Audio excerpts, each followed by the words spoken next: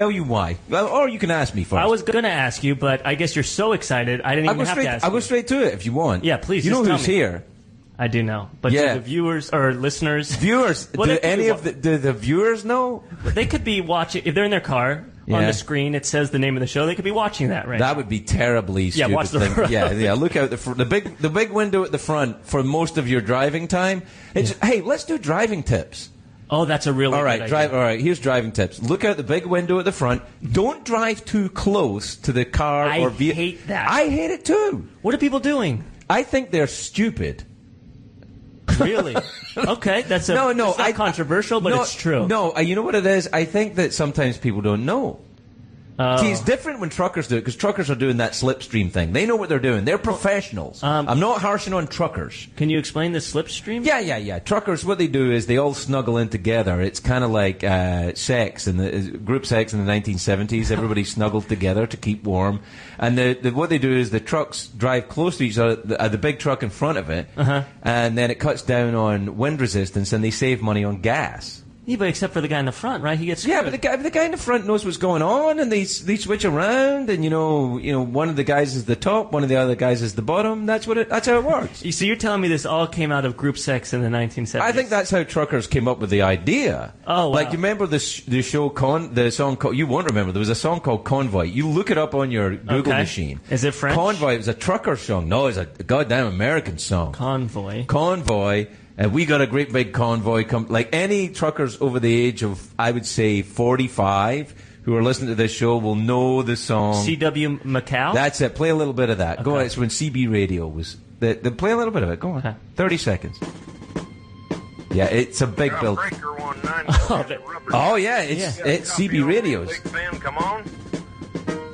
Oh, yeah. Yeah, setting the scene, right? For sure. By golly, it's clean clear to Flagtown. Come on. Look, come on, right? Breaker, Ducky You think people in their cars are going crazy right now, or in their trucks? The trucks are all like, the trucks across America, pull that horn, gentlemen and ladies. Pull the horn. Let us know you're there. Pull the goddamn horn. Oh, I love that. Yeah. All right, that's enough. That's enough. We don't want to pay for it. Yeah, we don't want to pay for it. But what I'm saying is, truckers of America, I am not harshing on you for driving too close. I realize that you are professionals and you know what you're doing. Yeah, they're doing a technique. They're doing a technique. They're doing something they're trained for. They're highly traded. Yeah. Oh. Highly trained. Oh, they trade. They trade. Yeah, it's like football players. They're highly trained. Very stimulated chemically. Oh, drivers. Coffee and stuff. Coffee and stuff. Oh, is that true? No, of course not. Are you kidding me? No, of course not. Okay. So what I'm saying is that they know what they're doing, but it's when people who are driving too close, like if I'm driving along, I drive an SUV. I'm a douche, I admit it, right? I drive a big 4-wheel drive vehicle in Los Angeles because you never know when it's going to rain. Sure, and you just love the thrill of off-roading. Right. Yes. Okay.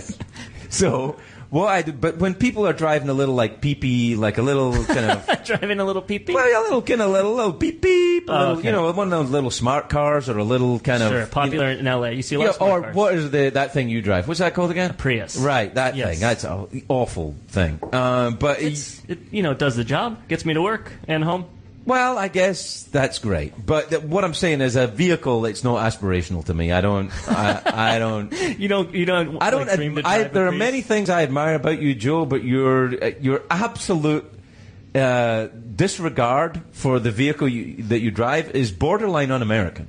Oh, I can agree with that. You know, it's just ridiculous. It does nothing for me.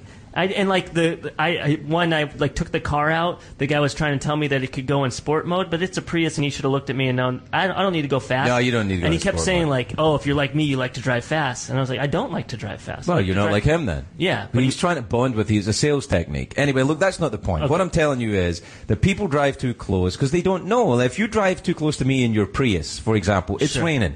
You've got two or 3 feet between me and you, right? Your face is almost, you're touching my butt, right? You're very, very close, but not in a good way, not in the way that you like. Sure, yeah. And then what happens is that I have to suddenly stop. I see an old lady crossing the road, or a goose, maybe a goose, and an old lady walking her goose across the road. Oh, is that a nursery rhyme? That's a thing.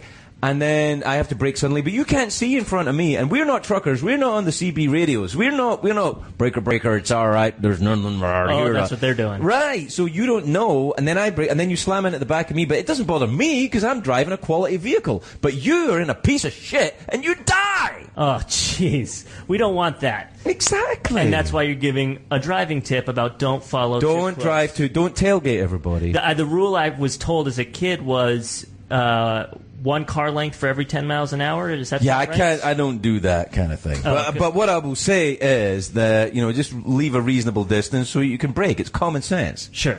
And it's more than you think. And we should tell our listeners we are not experts in this field. We're just going off of experience. For legal reasons, this has absolutely no No value. You can't blame Sirius if you have an accident. Do you think someone's driving right now, like, testing out our theories? Like, oh, thanks, Craig. If they are, they're really stupid. Okay. No, they're not. They keep a safe distance. Anyway, look, that's for God's sake, Joe. That's not why I was excited about the show. Sure. Why I'm excited about the show is that Lauren Graham is here. Now you know Lauren Graham. Yeah, phenomenal actress. Unbelievable. The greatest actress in history. In all of the world. In all of the world. Like Meryl Streep said about Lauren Graham, she's overrated. Wow. That's what. So by transferred properties of overratingness. Right. What Meryl Streep said about Lauren Graham was that Meryl Streep said she's overrated because Meryl Streep is, in fact, jealous of Lauren Graham and her acting powers. Well, that Gilmore Girls was a phenomenal That's show. the best show and was the most successful show on television.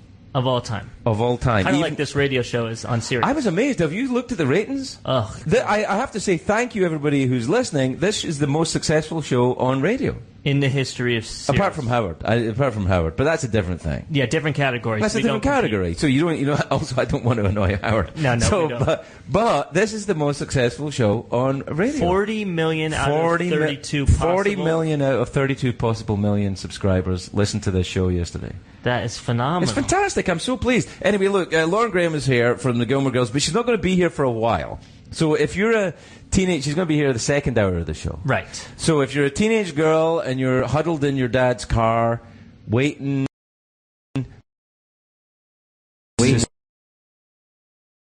to listen.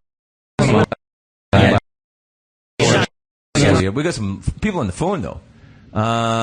We got Tom from Tennessee, who's a trucker. He says he's a trucker. He loves this segment. Oh, good, because he finds it truckers of America understand what the hell I'm doing here. Yeah. What I'm doing here. Outlaws of the road, man. Yes, exactly. Yeah. The guys who bring you, like, goods and services. Oh, everybody complains about the truckers, but you'd change your mind if you couldn't get nylons or chewing gum. Sure, and that is most trucks in the back. Trucks, that's what they're hauling. And chewing gum. Hey, we should talk to Tom if he's on the line, because we could ask him what he's hauling. I think that's how you say it, what you hauling. Oh, cool. I want you to kind of teach me how to the trucker's way? Yeah, I'll teach you the trucker's way. Well, Tom will probably teach you. Tom, are you on the line? Yes, sir. How you doing, you son of a bitch? Hey, Tom, you son of a bitch. Yeah, that's what you say, I think. Is that a trucker thing? You say, you son of a bitch? No, I got that in day one on your first show way back when you first kicked it off. Wait a minute. Have you called this show already? Have you called this show before, Tom? No, I haven't, but I've been listening since the beginning. Oh, I get it. All right. Because I thought you were calling me a son of a bitch again. No. Because once is friendly, twice is mean. That's right. So, Tom, are you hauling today, Tom? Absolutely. I have a load of engines going to a John Deere plant. Not to plug anybody. That's America right so there. Cool. You got a trucker taking engines to a John Deere plant. Now, how are you going to deal with that with your Prius? Yeah, I can't. I don't even think. Does my car have an engine? Technically, I guess. I don't know. Does it count as an engine, a Prius, there, Tom? No, a couple of squirrels doesn't count as an engine out here. Now, listen, Tom. Let me ask you a question. When you guys are, you're driving, you do long distance driving, you're trying to stay awake. Sometimes I think when I'm driving my car, you guys mess with me a little bit. I'm trying to, I'm coming up in the fast lane. I want to get past you, and then suddenly you pull out for no reason. Is that a thing? Is that I'm just paranoid? Well, it's a thing. There's a couple of guys that are too selfish to think about the motorist, and they can't wait a few seconds for you to go by. But as a rule, we try to stay out of the way of the cars mostly. Heroes of the road. That is Do you really hear cool. that? Yeah, Heroes right. of the road. The much maligned. Yes? I got a tip, too. If you don't like trucks on the road, just stop by and stuff. We'll go away. Yeah, there you go. That's See? it. That's Yeah. you taught. Thank you, Tom. Now, you travel safe today with those engines and get them to where the John Deere factory. That's so cool. Yeah. That's Good luck, really... good luck, Tom. Travel safe.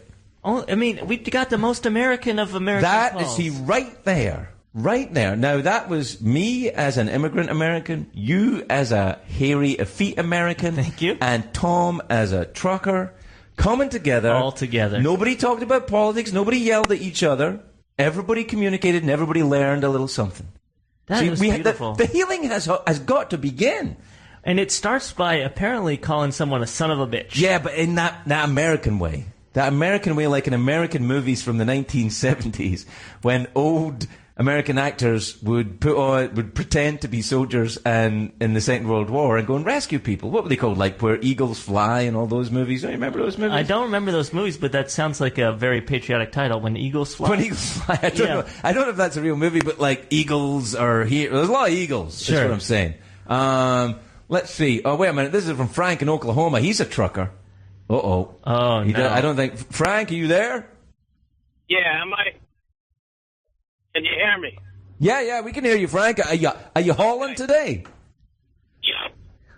Hey, I've been a fan since Drew Carey, so I've been a fan of yours for a long time. I just want to correct something you said. When truck drivers follow too close, it doesn't cut down on fuel. It doesn't cut down on wind resistance. That's only in NASCAR. And Well, there's cars out there that think they could do that to the truck. You cannot do that, because if a deer jumps out and we automatically hit the brakes and you're texting, you're going underneath the back of the truck.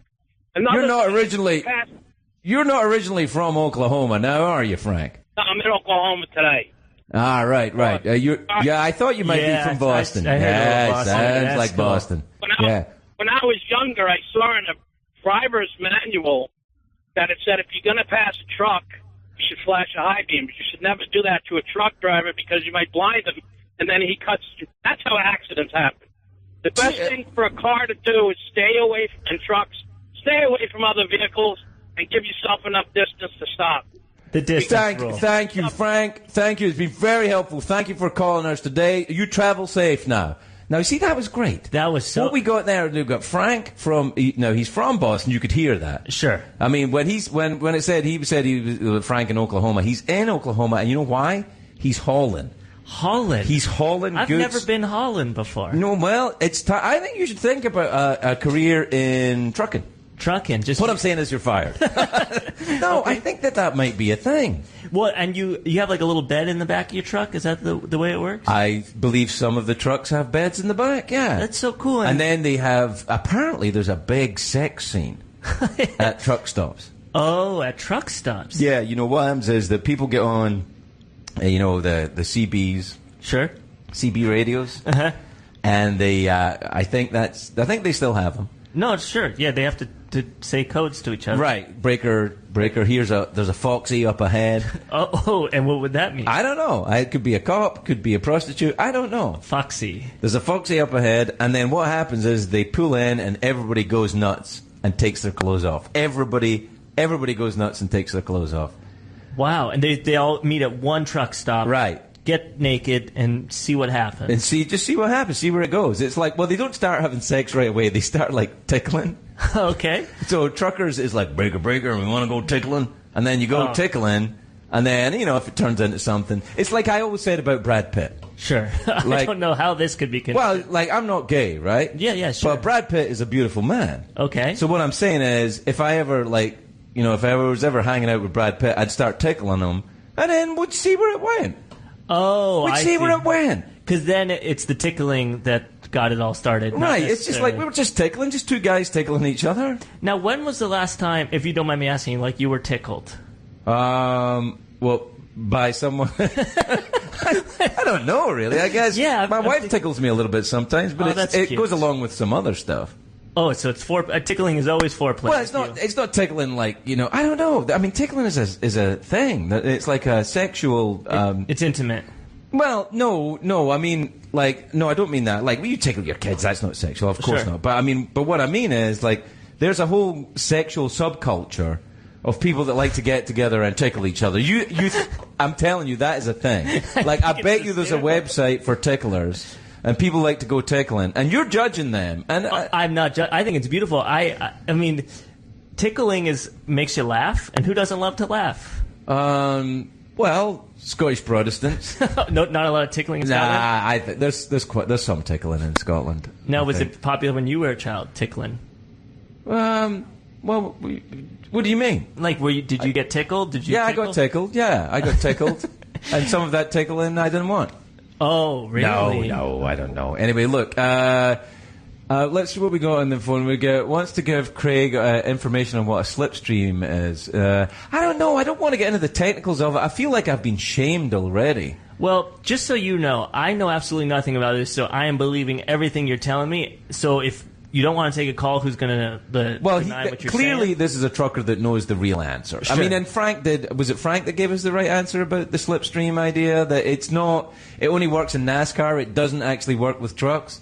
But see, I don't know if I agree with that, and I quite handily will not take Frank on the line so he can argue with me. Sure. Because that's how you win arguments now. Yeah, by having your own show. You have your own show and don't listen to anyone who disagrees with you. I love it. Like, anyone who disagrees with you is lying. Oh, there you go. Right? So what I'm saying is that if it works in NASCAR, then of course it's going to work with trucks, because the laws of physics don't care if you're in a truck or in a NASCAR. That's true. What Right? is a truck besides a giant NASCAR? Well, now you're sounding like an American. Yeah. Now you're sounding like an American. Say that again. What is a truck but a giant NASCAR? You hear that, truckers of America? Pull the damn horns. Let them know that you approve of what he said. Pull the damn horns. You know what I love? I love the idea of out there in the I-40 across America, or the Interstate 10, or one of those great freeways. Those truckers are honking. That would be so honking, and just scaring everybody in their Priuses. And maybe they're yelling, Craig Ferguson says hello, or something. Yeah, maybe. I don't think they're saying that. But what they are saying is, what is a truck but a giant NASCAR? Yeah. Do you ever watch NASCAR? No, I mean, I've seen, like, clips, I guess. I've never sat through a whole NASCAR. No, what's your sport? You like tennis, right? Tennis is a sport, yeah. That's the one I like to play and watch as well. You really watch tennis? I cannot abide tennis. I heard you say that before, and we've never talked about it, but I get it, but I like it. Well, I'm not, like I said yesterday, just because I don't like it doesn't mean I'm against it. I'm not saying it should be banned. Sure. I'm not saying it's a bad thing. And Scotland has a great tennis player now, so the world champion. Yeah. The world champion, Andy Murray. He's the greatest tennis player ever. He is to tennis as Lauren Graham is to acting. Wow, and you are the first ever. person ever to make that comparison, or just to point it out to people. Well, people knew it. They were thinking it, but not saying people it. People knew it before, I think. It's been a good week of guests on this show, though, so far. First week. This is our first week. Yeah. So just lower your expectations, people. Right? Well, Lauren Graham, and then Hugh Laurie tomorrow, and then that's pretty awesome. Yeah, and then next week's good as well. Yeah, it's going to fall apart soon, though, for sure. Yeah, and don't blame us then. Well, I think they will blame us. And we'll be the ones to blame. Yeah, that's true. Wait a minute. Ellis in Virginia said Craig doesn't know about truckers. Oh, we got to take that. Well, but it sounds aggressive, so I want you to take it. Okay, so I'll talk to Ellis. Right. Do you think Ellis is going to say Craig doesn't know about truckers? Joe knows a ton. I don't know. Let's see. Right. Ellis, you on the line? Hello, Ellis? Oh, right. Well, maybe we scared him off. I doubt that. You think he thinks I'm, like, intimidating? Maybe. Let's try it. Ellis, are you there? No. Oh, we lost Ellis. Yeah, I think we scared Ellis off. Well, I think, maybe Ellis thought I didn't know about truckers, and then I said something, and he changed his mind. Oh, earlier, he called too early. You weren't finished with your point. And when you finished the point, he was like, oh, wow, he knows a ton about truckers. He's one of us. He's one of us. He's one of us. We could rent a truck, I guess, and do the show from, hauling, or is it trucking or hauling? Hauling, yeah. Well, hauling. Well, you do the show, haul the show across the United States? Yeah. I like that idea. And we could get paid because we're hauling stuff, so it's like a dual-purpose thing. Yeah. Like 2 jobs at once. Yeah, okay, I'm into it. Listen, John in Missouri has a comment on driver etiquette. Let's listen to that. That's good. Let's hear it. You talk to him in case he's aggressive. Okay. All right. John, are you there? Hey, Craig. Short-time listener, first-time caller. Oh, I love that. Oh, yeah. Hey. Hi, John. How are you doing? Doing all right. Stuck in traffic, but other than that. What you driving today? Cadillac. Oh, yes, that's an American car. Trucker. No, that's all right. Not everybody has to be a trucker. In fact, I do drive a lot. I'm 2015. I already got 150,000 miles on it. Whoa. What are you? I travel a lot. You traveling salesman? What do you do? Why do you drive so much? I'm a real estate appraiser. Oh, okay. So you drive up to a house and go, that's worth $400,000, and then drive away? Yeah, something like that. Yeah, okay. Right now, That's I'm pretty coming good. from Savannah, Georgia, heading home. So. Well, you're driving from Savannah to where then? Where's home? Southeast Missouri. That's a Poplar Bluff long area. way. It's a pretty rural area, so yeah, there's no real big towns where I live. So, like Savannah, Georgia, they have a lot of folks like to men dress up in ladies' clothes there. Remember that? That's do you Is that a thing? Yeah, that's a thing. Yeah, it's there's a lot of like, remember that thing, the Midnight in the Garden of Good and Evil, that movie? Oh, yeah. Yeah. Oh, that's good. Yeah. So, were you dressing up as a lady when you were in Savannah, there, John? Didn't have quite that much time. All right. Well, Yeah, it takes time to get okay. dressed up. Yeah, get your stuff. You have a comment on driver right on- etiquette? Yeah, you are right on the drafting or slipstreaming, as you call it. They did a show on Mythbusters, and it saved like 10% in fuel costs or something like that. Yeah, but So it at does what actually cost, save though? it. At what cost, John? You know, Wow. I mean, the danger involved. Well, you're friends with the Mythbusters. I am. So we got to trust if they say it's true, then we have to believe it, right? No, not necessarily. I am friends with the Mythbusters, and that's why I would say You know something we don't you know? might want to check it again. No, they're pretty good. They're pretty accurate. Do you ever do that if you're driving a long distance? Do you get into the slipstream there, wearing your lady's clothing, just zip right in there? Oh, that's nice. No, work pays for my gas, so. Oh, well, then it doesn't matter. I can hear his GPS. Yeah. Oh, that's What's it nice. telling you to do? Says make a right on North 75 to Chattanooga. Oh man, that's Chattanooga, that's America yeah, out that's there, a right? great- Yeah, no, it's good. All right. Well, thanks for calling the show, John. Drive safely now, and we hope you enjoy Savannah when you get back there with your activities. Whatever you want to do. Yeah. Or where. Yeah. That was a great. I really like that I call. feel like we bonded with John there a little bit. I think because he's in between. He's not quite trucker, but he's trucker adjacent or something. Well, he's not a trucker, but he's taken a turn off to Chattanooga, which sounds fantastic. Yeah, that is cool. He's out there. See, if we were doing the show from a truck, we could be. I think what we should do with this show is that sometime towards the end of the year, maybe, Sure. if we're still on the air, is get into a big old bus and do a show from a different town across America every day. Every day. So we could be in Chattanooga. We could be in Chattanooga would be one of the main stops. That was Savannah, because I want to, Try some clothes on. right? And then Chattanooga and all places in between. So instead of John calling us, he would be standing right in front of us. You could appraise our real estate, if you know what I'm saying. Oh, That's right. yeah, crown molding. All right. Well, listen, there's a lot of people calling in who want to talk about driving, which I think it tells me there's a hunger out there for a drive time radio show where drivers are included in the show. Yeah, and we're answering their questions. They're answering our questions. Everyone's Right. getting something. And everyone's getting something from it. And here's another thing I would say about it is that driving, because we live in Los Angeles, Sure. you drive all the time. all the time. Like, I have to drive to go to the bathroom. Wow. You don't go to the bathroom while you drive. You drive. No, I like to drive. What I do, it's just a thing I like to do. I like to drive round to Drew Carey's house and take a shit on his lawn. And how's Drew feel about that? He loves it. Oh, he loves It's a funny it. joke. Yeah, he's like, Oh, Ferguson's at it Craig, again. the price is wrong for you, buddy. Get out of here. Get out of here. But he And has a I'm guy like, to clean it up, so that's why he doesn't. Yeah, care, no, right? he doesn't clean it up. He takes a photograph of what I've done and he puts it on his website. It's just a thing we do. Is We it- started doing it back in the Drew Carey show and we continue to do it to this day. And the website is what? CraigPoopsOnDrew'sLawn.com? Well, I don't know if that website name is available now because someone will have it.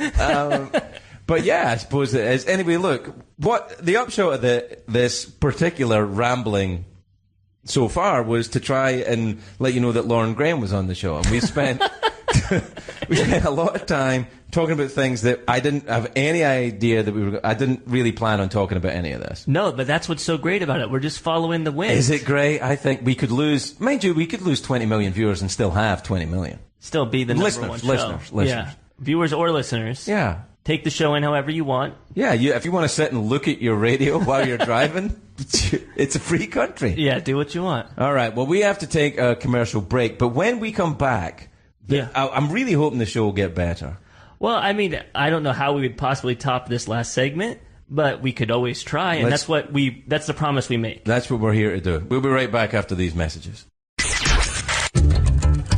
There'll be more of Craig Ferguson on Sirius XM right after this.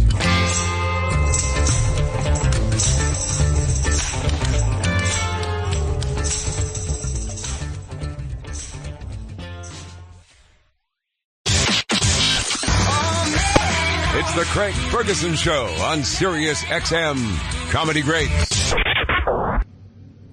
Go on, Joe, play it. Do the thing, yeah. All right, so guess what, everybody?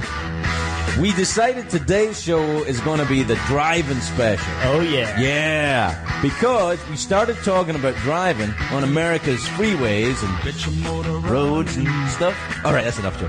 Oh, man. That's a great song. It pumps you up. It pumps you up. You want to go and drive somewhere and rob a liquor store or something. But here's what I think. We started talking. I was trying to talk. Lauren Graham was on the second half of the show. Mm-hmm. And so we were all very excited about that. And we started talking about driving. And when we started talking about driving, the Sirius phone, they lit up. Yeah. They're jammed. I don't know what's going on. People, there's clearly a hunger out there for drivers want to be heard. Right. They need a voice. People want to talk about, and also 95% of people that listen to Sirius apparently are in their cars. And out of 40 million, that's a lot of people. Well, that's all of them listening to this. Yeah, it's insane. Yeah, right. So here's the thing: we've got the phone lines have lit up. Lots of people want to talk about driving, and we're going to do that until Lauren gets here, and then we'll talk about Lauren. And she may be here. She'll probably drive here. It's L.A. Yeah, more than likely. It would be a shocking statement if she did any other mode of transportation. Right, so she'll want to contribute to the drive-in special. This is what this one is, the drive-in special. That's what I'm calling it. The drive-in? Yeah, drive-in. Well, it's just a play on words. Oh, cool. I like that, because I thought driving, with my... Just play a bit of Born to Be Wild again. Okay. I win! Yeah, that's enough. All right. Okay, so we're going to go to Melissa in Chicago. Melissa, are you there? I am here, Craig. Hi, Melissa. Are you driving today? I am. I'm driving home from work. I am Right. a customer service rep for a chemical company. A chemical company. So you're a drug dealer, Melissa. Okay. So let me... No, not... no, not drugs. Okay. Just Hazardous chemicals. material. Hazardous hazardous material? Oh, do you have to wear a special one of those So- jumpsuits? Yes.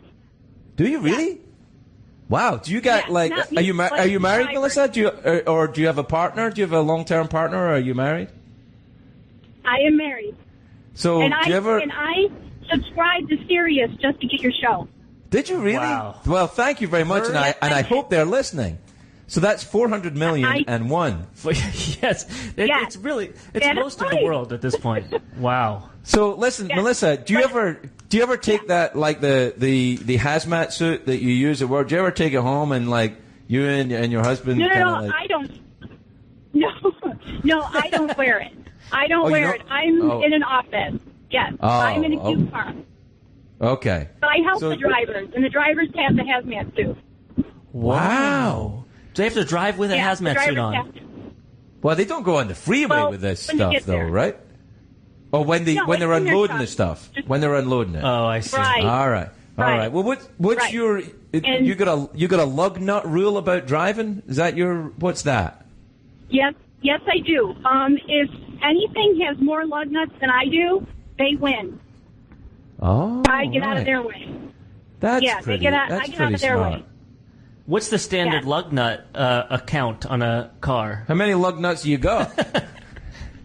I don't know. I'm in a Focus. Oh, So yeah, what, you five? probably one on each wheel. 4 total? Yeah, one on each wheel and an elastic band for the spare tire. Oh, But that's pretty good. How was work today? Was it okay? Yeah. Yeah, it's good. Yeah, Your it was feet hurt? good. Yeah. Yeah, a little No. bit. No. No. Okay. Okay. No, I got a nice chair. Oh, that's nice. I have to get up. Yeah. I do a lot of phone and computer. Was anyone mean to you on the phone today? No, not today, but there has been.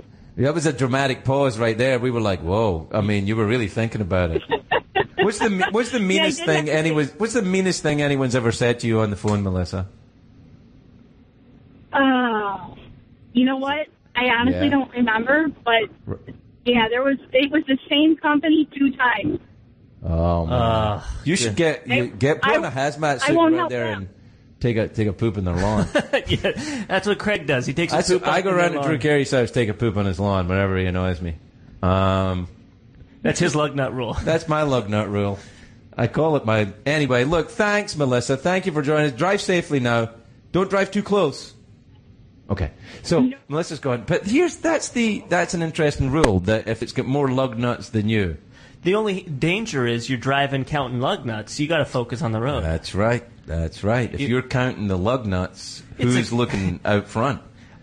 I've discovered that lug nut is a great word that we don't use a lot, but it just sounds nice. It sounds sexual a little bit. Lug nut. Or actually, maybe not sexual, but maybe like a diseased part. Like if you go... I'm afraid you got lug nuts. Yeah, you don't want to hear that. I got lug nuts? Well, you're the one that was wearing the tight underpants, and now you've got lug nuts. Oh, from Tiny Whitey's. Heat.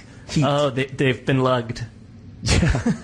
All right, this is Brongar in Texas. Brongar sounds like a Viking. Yeah, that's a really cool name. That's a really fantastic name. Is it the first or last name? I don't know. We'll find out. Brongar, are you there? Yes, I am here. Yes, I am here. A biggest piece of advice on driving with this driving along these big trucks. Give us room and signal, please. Okay. Oh, that's good. Thanks, Brongar. Yeah. Thanks. All right. Well, that was Brongar. And now, I guessed when he was talking there that he wasn't really a Viking. No, he sounded very Texas, right? But I will say, give us room and signal. Wow. That makes sense. He was so ready and so impassioned that you can tell this is a problem. This is an epidemic for him. Well, it is because, see, in California, particularly in Los Angeles, people do not use their indicators. Oh, yeah, there's the turn signals? Turn signals. Yeah, indicator's the British word for it. Is it really? Yeah, indicators.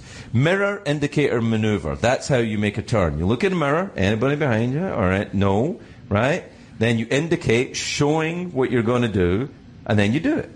Mirror, indicate, maneuver. MIM. What I was told is signal, mirror, over the shoulder, go. No, what the fuck is that? What is that? That's the Malibu way. Well, yeah. Signal over the shoulder, go. Signal, mirror, over the shoulder, go.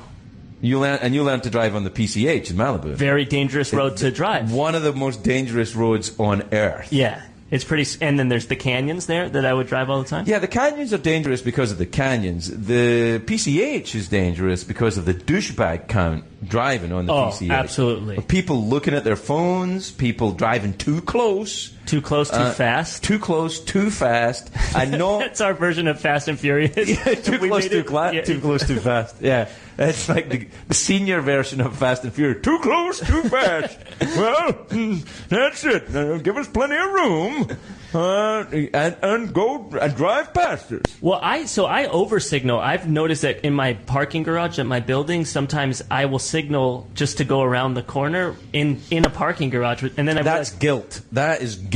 What really?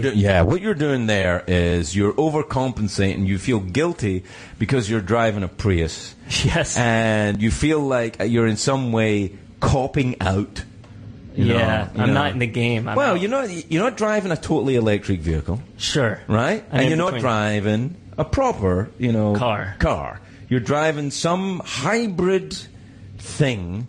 I have commitment issues, is what you're saying. Yeah, I'm just saying that it's guilt, and so what you think you can distract the driving public of America by over signaling. I have to say as well, by the way, it used to be in the 1970s, people who drove Volvos were douchebags. Okay. And now, I'm sorry to say it, It's Priuses.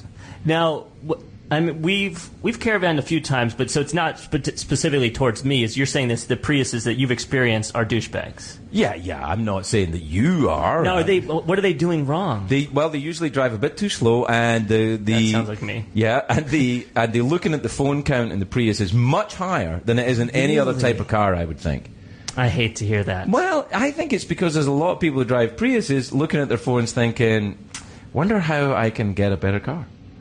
They're trying to find another car. Yeah, look, I've never driven a Prius. I'm sure they're wonderful cars, and I'm going to get a lot of hate from people that love Priuses. But I've driven in your car, and I had a lovely time when you've driven. Well, yeah, I know how to drive. Also, I got to be honest, I drive a British car. Yeah, well, you have to. Well, it's a Range Rover, so it's an Indian car, really. It's made in India, I think. Is it? I think so, yeah. It's a British name. It's like me. Oh, yeah. You're Indian? I'm Indian, yes. Okay. I've got a Scottish name, but I'm actually from New Delhi. You were made in India. When I go back to New Delhi, people are like, you have totally lost your accent. I don't know why you are insisting on this Scottish accent. It is not like you at all. Wow, that's amazing. I learned to drive on an elephant. Oh, and how's that? How do you signal Actually, that? you know what? I have ridden an elephant before. So jealous. Always wanted to do that, never done that. Well, I went on a vacation to Sri Lanka, which is near India. Sure. And they've got elephants there, and they had the elephant ride. Now, as I think about it now, I think, I don't know if that's humane. I don't know if I would do it now. I just didn't think about it then. I was like, I was in another country. You want to ride on my elephant? Sure. That'll be $5. Off you go. But But nowadays, I'd think about the elephant. That's so nice to hear that you've grown like that. As a person. Well, thank you very much indeed. I wouldn't drive too close to the elephant, and I would think about, is this elephant okay with this? Am I okay with this? I don't know. I don't think it's a good idea. Maybe. Yeah, now I feel bad about wanting to do it. Yeah, what about the elephant? Do they want it? No, you got to think. And they're so smart, right? Elephants are huge, and they remember, brains, and they never forget. They never forget, and they're like, they will follow you, and they'll wait until they can take their revenge. I am not entirely convinced that I will not, in some dark night in a city, be jumped by a Sri Lankan elephant who's mad. God. All at these me. years later. 25 years later, the elephant has waited that long and will now go, remember me? Remember me? Remember me? How you like it now? Now I'm riding you. Oh, my God. Yeah. That's it.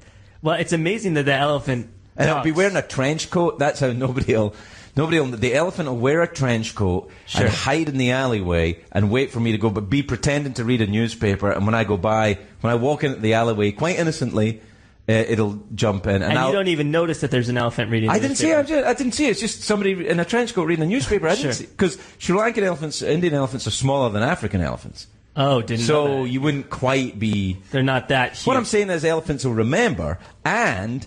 they'll track you down. They'll track you down. Polar bears will do the same thing. Oh, we've never ridden a polar bear, I hope. No, God, no. No. But polar bears they will stalk humans. That's true. Oh. Like if you're out there in the Arctic and you're walking around, the polar bear, if it starts stalking you, it won't quit. Like when you get to the airport, it'll, drive up behind you in a different car. Again, be pretending to read a newspaper. Sure. Trench coat? Right, trench coat, newspaper. And when you get on the plane, it'll be sitting a few seats behind you. Sure. Waiting. And then you get back to your house, turn the lights on, it's late at night, and you think, I'll just have a shower after that long flight. Okay, that's yeah. And you're like washing your hair, and then you'll hear, and the polar bear will come into your bathroom. Oh my gosh! Stab you with its teeth. Wow, it's so much work for the polar bear. But that's what they do. It's animal instinct. They can't help themselves. But wow, what is that? That's so animals have that kind of revenge and never give up. They never give up. That's the whole idea of it. So what I'm saying is, it's something to do with Priuses, and the good thing about the driving special is we've now given people advice on how to avoid being attacked by vengeful animals that you may have inadvertently hurt their feelings or participated in an activity because years later, I've got to be honest, now when I think of the idea of getting on an elephant now, I think that's ridiculous. That elephant doesn't want to do that. Sure. But back then I didn't even think about it. I took my monkeys, I put them back in the cage, and I went on my elephant. I didn't really have monkeys. So you didn't look at the elephant and just say, what do you want? Remember that monkey on Friends? Yes. Right. Funny, yeah. Right. But nowadays, would that be acceptable, that monkey? Because, we know more about animal rights, and we don't just say, hey, do you want to be on... Like a Hollywood monkey, yeah. Yeah, just like, let the monkey out. And, you don't do that anymore. Like that dog movie recently where there was that horrible picture of them putting that dog in the water. Yeah. And nobody went to see the movie because they're like, no, we don't want to see a dog that's been pushed around by you Hollywood douchebags. No, thank you. Yeah, just animate a dog. But CGI a dog in there. Or get an elephant with a revenge fantasy. Oh, sure, yeah. Because that's what the elephant wants under that scenario. I think what the elephant probably wanted was its own show. Oh. Deep down. All these years, and you're in Sri Lanka, and this elephant wanted a show, and you didn't even ask. That's right. If the elephant's listening, maybe the elephant can call in. Well, that's the problem, because elephants can't use them. Oh, too much distance between the ear and the mouth? Is that why? I was going to say because they don't have, digits. Oh, sure. But they could use Siri, I suppose. They could use Siri, or they could use these big telephones in Florida for old people. Just stamp. You stamp on the number. That's so nice. So if I was an elephant and I wanted to make a call, I'd go to Florida to a retirement community, wait until the old people were asleep, so about 3 o'clock in the afternoon, sure. And then stamp on their phones and make a call. Wow. There must be tons of elephants hiding in Florida right now. That's why it's dangerous. The lines have lit up by people who want to talk about elephants, which is not what we want to do in the driving special. I think that'll be on the elephant special. We'll have that next week. Well, we have so many shows to do. Anything you can think of, we'll have the special, right? Right. Well, this is the driving special, though. I want to see. Do we have any? Oh yeah, Ken in New York City. Ken, are you there? Yes, I am. Hi, Ken. Now, are you a truck driver, Ken? Do you drive for a living? Is that what you do? Nope, I'm a retired New York City cop, and I drove for a living. Right. That's awesome. Now we're getting somewhere. All right. So, in New York City? It's very, very close traffic. What's the rules about driving in traffic in New York City? Well, forget about that 10-mile-an-hour car rule. Nobody gives you any break on that because they want to cut in on you. But the thing that really drives me batshit now as a retired guy, I see these cars, when there's an emergency vehicle, a police vehicle, an ambulance, a fire truck, get out of the way. But then these lug nuts, and that's another use for that word. Oh, yeah. They want to zip right behind the vehicle. Yeah, and they want to follow the wake of the vehicle. He's right. And now, I hate that. That's awful. Yeah. That's wrong. And these guys and gals that are driving these emergency vehicles, they got to worry about the douche in front of them stopping. Yeah. And now, the guy behind you's hitting you. Yeah. No, you're right. But I have to say, to be fair, there's not a lot of things, Ken, that I can say that the LA people are better than New York people at. But the one thing that they do in LA is when somebody hears a siren, they shit their pants and they pull into the side of the road. Immediately. Everybody in the street does it. Everybody. It's the only thing we do right. Yeah, we do. I take that very seriously. Everybody takes it seriously here because everybody knows they're going to be in a car wreck at some point. Oh, sure. Yeah. You need to get that truck fast. Did you drive it? Well, you were a cop. Did you ever pull people over for that, Ken? Yes, because, you're running to a call and then... sometimes the call was canceled, and you've been looking in your mirror, and you're watching these people pulling behind you, and then you just, move out of the way, let them go by, and then you pull them over. That's good. That's good. You know what you need, though? I think what the cops in New York should have is, in the spy movies and the James Bond movies, you press a button, and, something falls like out. the jacks go out the back of the car, or an oil skid or something like that. Yeah. And so, they can't tail you. Or maybe fog. Oh, yeah, like a trap. No, I like this. Fog coming out of that. I think that would work. No, you think so, Ken? Yeah, a paintball gun that your partner shoots at them from the other side of the car. I think you and I are the same guy, Ken. Yeah. We're the same guy. Wow, that was beautiful. Yeah, it is. Thank you for calling, Ken. So that's quite interesting. So even if you have a siren and you're driving around the city, sure, you're getting mad at people, even though you can cut through all the traffic. Yeah, and when we're in traffic, we're thinking, oh, that would be the dream. I wish I had the siren and the lights. Yeah. And they're pissed off. Yeah, but they're pissed off because somebody behind them is taking advantage of their siren and their lights. Can you imagine doing that? I've done it. Have you really? No, I've never done it. No, I've it's never just done like you see this. That means something serious is happening. Why would you use that to your advantage? You know, some people are not awake. You know, they're not thinking about it. They're just thinking about their own thing. It was like me 25 years ago with that elephant. I just casually sat on the elephant. Like the elephant was a piece of furniture. Wow. You know? And that's not right. That's not right. I'm really glad we brought this up because we've talked a lot over the years, and you've never expressed this deep guilt over this elephant. Well, I haven't thought about it till now. That's the problem. But we've opened something up. I think this could be the change. This could be it. This could be me changing now. I think what I have to do is give up this show. Oh no! Go back to Sri Lanka. Oh. Find that elephant, and make amends.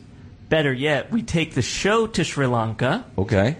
And we interview the elephant and see how he or she has felt all these years. Yeah, I don't know. That's going to be hard. That's going to be hard because Sirius is not going to sit still for that.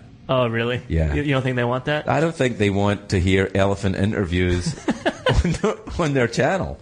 It's like, it's the third week and he's interviewing fucking elephants. What is going on? I'm wondering how many... Why can't he say that cheeky monkey thing? He's like cheeky monkey. And where's the robot? You think that's what they got? I don't know. I just made something. They wanted the pre-evolved elephant Craig, not the post-elephant. Yeah, I'm trying to look through the wreckage of my past and clear it up before I die.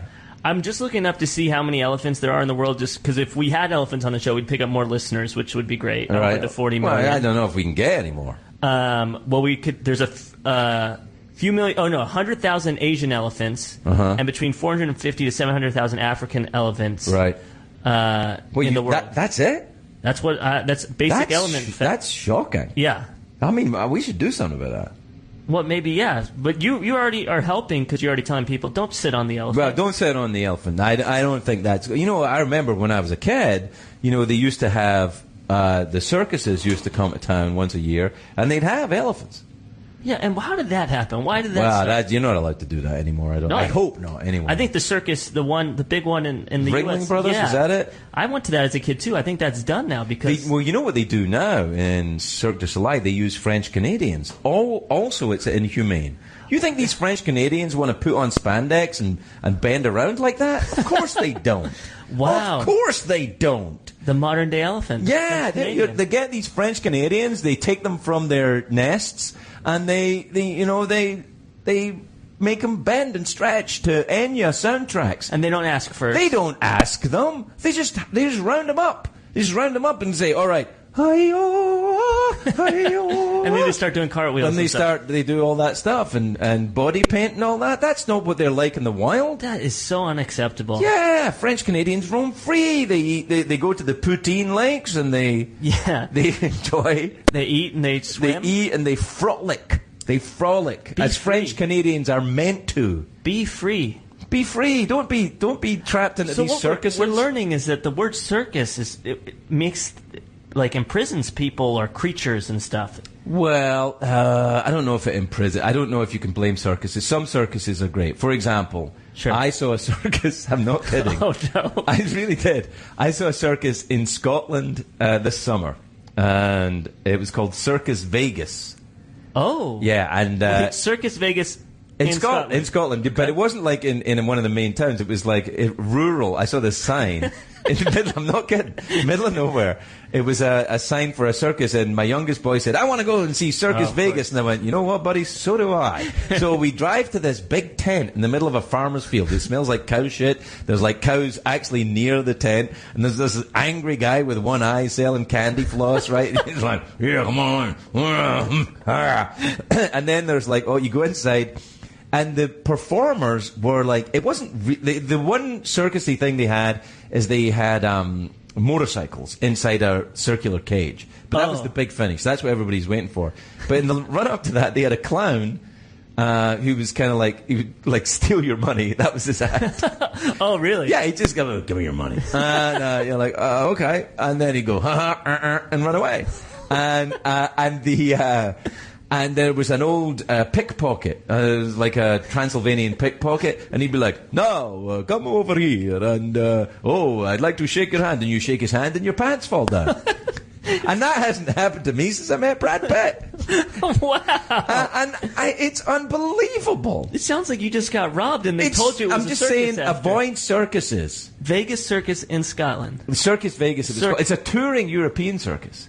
Wow, and that they sounds tour sad. it is a little bit sad. But you had fun?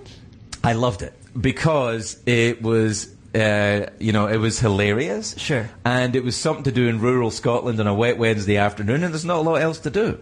Oh, so they found their market. Yeah, and it was packed. Really? Yeah, people were coming from all over the Shire.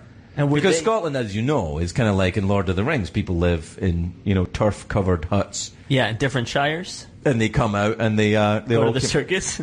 They all go to the circus and they enjoy the antics of the Transylvanian pickpockets. So they were Transylvanian. They weren't Scottish. No, they were travelling folk. Travelling folks would come over here. It's very nice to meet you. Well, that's a very attractive handkerchief. Oh, how did you get that out of my pocket?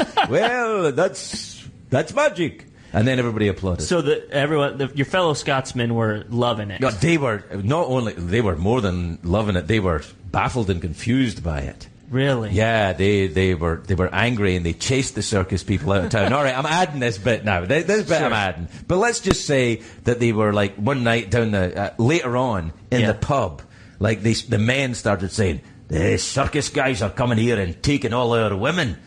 Oh, wow, this is good. It's like I'm watching a radio play. Right, and then they're taking all our women and then they all said, right, let's get them. And they run out and the circus folk are just quietly minding their own business, combing the elephants and stuff. and they run up, they go, oh, quick, get out of town. And what they do is they send the Transylvanian pickpocket to head off the angry mob. He runs up to them, shakes their hands, their pants all fall down. Oh, man. And that buys the circus enough time to get in their caravans and leave. And get out. And get out of there. It was tense, though. Now, last question. How does I've always heard about the motorcycle in a cage thing. How was it in person? 3 motorcycles in a cage. 3 motorcycles in a cage. It was unbelievable. That was actually very impressive. And what the idea is that, like, the win is that they don't hit each other. The win is they don't die by going around and around in a cage very fast in 3 motorcycles. It's crazy, and they've got lights on them, so I mean it's pretty good. I think it'd probably be better if you were on ecstasy, but sure. But you mean as a viewer or as a participant? Whatever, what I'm saying is that. But it was pretty impressive. The 3 motorcycles in a tiny little cage whirring around. And there we're back at the motoring special. Wow, yeah. See, and I brought it back around because that's what you mustn't do in traffic. No, don't get into a small cage with 2 other motorcycles and whiz around. And if you do, don't expect to get anywhere. Well, unless an angry mob of Scottish villagers are going to chase you out of town, or you've got a Transylvanian pickpocket to run interference. Wow. Oh, just shake my hand. Oh, my trousers fell down. Oh, you fooled us this time, Transylvanian pickpocket man. But next time we'll be ready for you. Ha ha! You'll never catch me. And off they go. Wow, that's so beautiful. I know, I need a break after this. Oh, Lauren Graham's going to be here. Is she here yet? She's probably here. I'm being told she's walking in right now, so great. we take a break. All right, let's take a break, and then when we come back, actually some quality entertainment with Lauren Graham. Now we're talking. I wonder if she's been to a circus in Scotland. I think there's one way we can find out. All right. Stick around. We'll be back with more Craig Ferguson on Sirius XM Comedy Great. Stick around.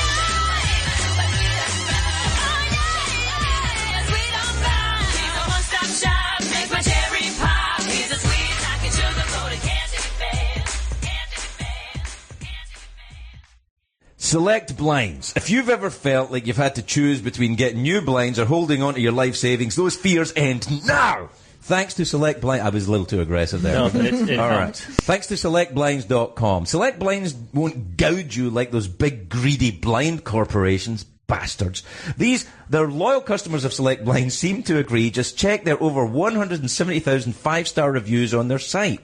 With Select Blinds, do it yourself doesn't mean you have to do it alone. In fact, if you can hang a picture you can hang a blind. But for added peace of mind, their specialists will walk you through how to measure, choose, and install your new window coverings. Choose from a selection of high-quality custom blinds, shades, and drapes. They've served over 1 million happy customers. Why not be one of them? SelectBlinds.com really is the simple and smart way to get blinds. Shop today at SelectBlinds.com, mention our show at checkout, and get a sample swatch of the room-darkening blind or shade of your choice. Absolutely free! Wow. Absolutely free! Wow. SelectBlinds.com, SelectBlinds.com. There you go. Make sure you like the Craig Ferguson Show Facebook page and check out our website, thecraigfergusonshow.com. Email us at askcraig@thecraigfergusonshow.com or call us at 844-5GREAT. Seriously, call us 844-5GREAT. Thank you. Thank you very much. Thank you. I'm very, very, very excited As for am two I. reasons. One, we were doing the drive-in special for the first hour, and frankly, I thought it got a little weak. And secondly, you know, because we started talking about elephants and polar bears and circuses, it got bad. But what is that Lauren Graham is here finally. Finally, you just started like this week. We started on Monday. It's now Thursday, and it's taken you this long How to get. dare I? You look sensational. Can I say? Really? I'm unbelievable. No, I What- just came from I just came from another gig. Yeah, maybe a gig where you were you. playing someone Attractive. very beautiful. Yet, Can I have a coffee too, Tomas? Yeah. All right, thanks. Yet, every single appearance I've had this last month has been a podcast. And Really?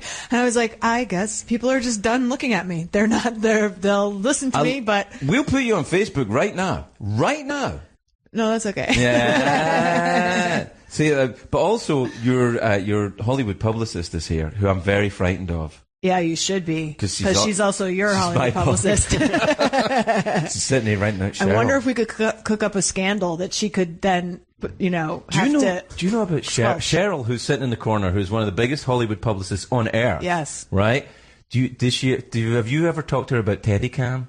Do you know what Teddycam is? With the dog? Yeah. Yes, I've seen it. She's got an app on her phone. Oh, I've seen it. It's unbelievable, It right? drops a little treat for the drops a dog, treat and then the and dog's on camera. The dog comes up to the camera and she can yell at the dog, and the dog looks at her, does the side head cock thing.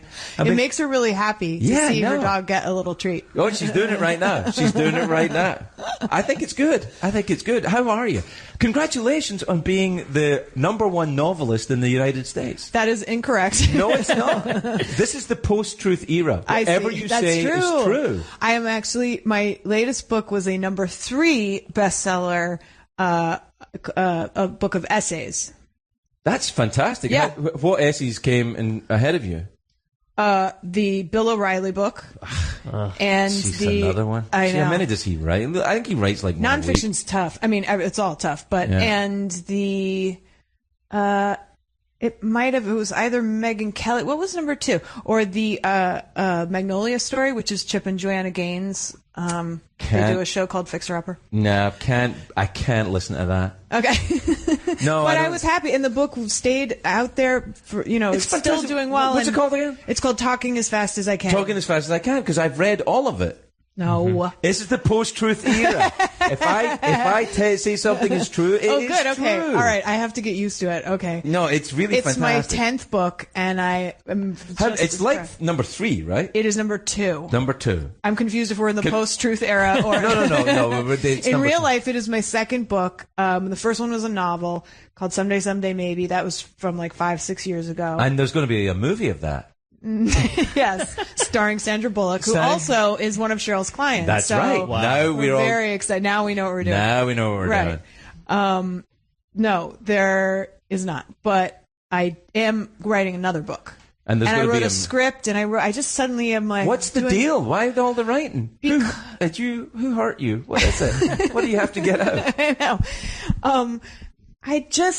Anytime I don't have, I mean, I don't know how you started this show, but I would guess Megan was angry at me, my wife. And was like, go do something. Will you get out of the house? I'm like, that's all right. We're good for money. She's like, it's not about money. Just get out. You don't have to go far. Just go to the shed. You literally at the bottom of the went as close as you could. That's right. Just down the street a little bit. You're in the shed. No, No, they offered it to me, and it's like, it's all the good parts of late night without any of the bullshit. You don't have to do anything. You know, there's no politics to it. You can do what you want and say what you want. But I think that's sort of where I was, which was, okay, I've gone to work for lots of different people, and that's all been wonderful, but I don't know. I wanted to just do something on my own that lived and died by. I also have a theory about why you got into all this as well, because I've known you for quite a long time now, off and on, in that show business, kind of like know you a little bit. And you go, well, like fish coming out. You know when fish underwater, they come out and then they go back a little bit? Yeah. That's our relationship. That's our relationship. Come out a little bit and then go back in a little bit. Well, you are one of my very, very favorites. You're my absolute favorite. No, you can't say that. I can. It's a post-truth era. I always loved doing your show so much that way that made, I think, us both feel we actually would be friends if it weren't for this strange business we're in. You know, we had that much fun. Right, and I think that also what happens is I had a theory about you from the first time I ever talked to you on the late night show, which is you're too smart to be fulfilled by just being an actor.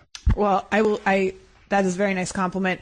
I definitely got I got not tired, but I got curious about what else I could do, you know, and what else, maybe another way of being expressive and I just wanted to do something that felt like I was growing. Yeah, and also it's kind of like it's owning the kind of product a little bit. When you're an actor, it's the thing I always thought was different between British actors and American actors, well, Hollywood actors, because New York actors are a bit like British actors in this regard, that an actor who's done a lot of theatre and who works a lot in theatre is kind of sees themselves, and accurately, I think, as a collaborative artist.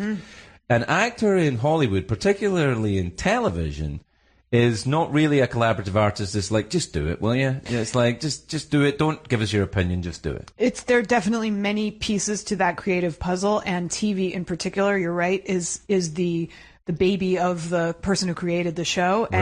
And you kind of show up and fulfill their task, you know, and I love that, but I feel I've gotten to do that in two really great experiences and good quality TV, and the best. I mean, the Gilmore Girls is the #1 show in the world, in the universe, in the world. I mean, we were just talking about it earlier. You see Tomas, who works here, the giant 6'5", handsome East European man with a beard. Crazy for the Gilmore Girls. No, really? Crazy for the Gilmore Girls. One of my favorite things is an unlikely Gilmore Girl fan. Like, I love when it's a long-haired, tall Eastern European gentleman. Yeah. I just really appreciate that. Who I would never have predicted that I would get to go back and do that again. And that was its own kind of incredible experience. That must be weird. It was so weird. And it's one of the reasons I wrote, or sort of, I had the book in the works, but when it was for sure that we were coming back to do the Gilmore revival, I thought, okay, that gives me a structure. Like, that's the place the book ends, you know, I do sort of a diary of what that experience of coming back to the show was like, because that was the #1 question I got asked, as Cheryl can tell you, everywhere we went. What is it like to be back? What is it like? Oh, should I ask that, Cheryl? Would you like what is it like to be back? Anyway, we've got some people that want to phone you. Wow. Like, there's Todd in Illinois is a trucker, and he loves the Gilmore Girls. See, that's the kind of unlikely fan I really appreciate. Yeah, and Nick in Cleveland loves the new show, but that might be this show. I think he's talking about this show. Yeah. But I don't know. But anyway, we don't need to go on the phone right now. I don't know how you work it. No, you don't. You're probably just figuring it out. Yeah, I haven't really gotten the whole thing down yet. My chair is still a bit squeaky. Okay. And apparently that's bad for radio. Have you ever done radio before? Like, actually hosted, or like a radio play?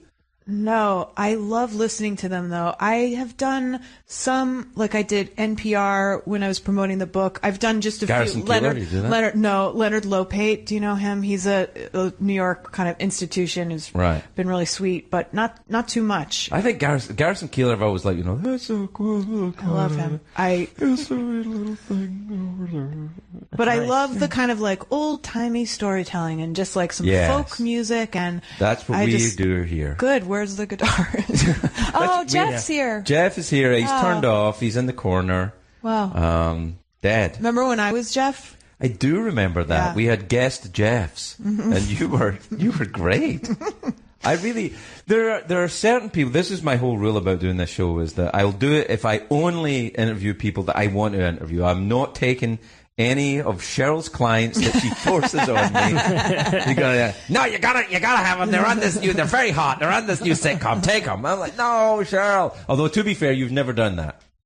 But will you run out of people? Like, what if there's Possibly. nobody to talk to? Will you? Because you would be fine on your own, just talking. We just did an hour of the drive time special. I don't great. even know what that was. We didn't have any plans to do that, but that's what it became.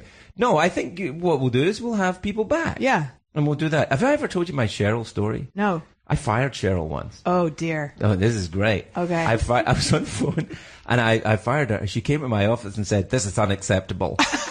And I've never tried to fire her again.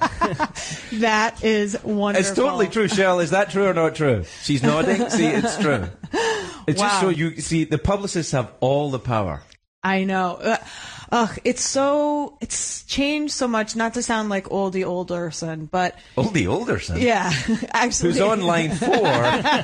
Well, I have a character in the book because I frequently preface things I'm about to say by saying, I don't want to sound old, because so many things I say do sound that way. I know, I do that as well. So, all I do now is drive around LA telling people what that used to be. Like, see right. that store?